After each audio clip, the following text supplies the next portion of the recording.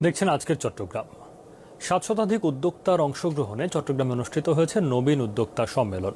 নগরীর এলজিইডি মিলনায়তনে এই অনুষ্ঠানে সফল উদ্যোক্তা হওয়ার জন্য প্রয়োজনীয় দিক নির্দেশনা দেন বক্তারা। এ ব্যাপারে সরকারের উদ্যোগ এবং প্রণোদনা সহ বিভিন্ন বিষয় তুলে ধরেন। অনুষ্ঠানে সফল উদ্যোক্তাদের লিডারশিপ অ্যাওয়ার্ড দেয়া হয়।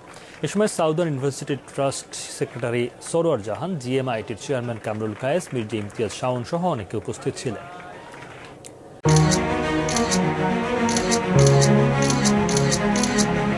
উদ্যোক্তা হতে কি লাগে সে বিষয়ে কনফারেন্স অনুষ্ঠিত হলো চট্টগ্রামে। দুপুরে জিএমআইটি ইনস্টিটিউট আয়োজিত নিজস্ব কার্যালয়ে অনুষ্ঠানে প্রধান অতিথি ছিলেন হিউম্যান রাইটস ইন্টারন্যাশনাল লন্ডনের সেক্রেটারি জেনারেল ও চট্টগ্রাম নগরী ফোরামের চেয়ারম্যান ব্যারিস্টার মনোয়ার।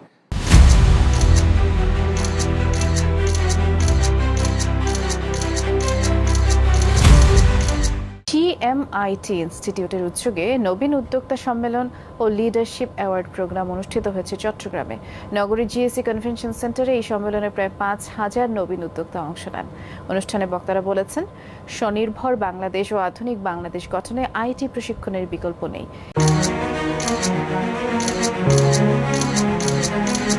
স্বনির্ভর বাংলাদেশ ও আধুনিক বাংলাদেশ গঠনে আইটি প্রশিক্ষণের বিকল্প নেই। ডিজিটাল বাংলাদেশ বিনির্মাণে আইটি সেক্টরের ভূমিকা অপরিসীম।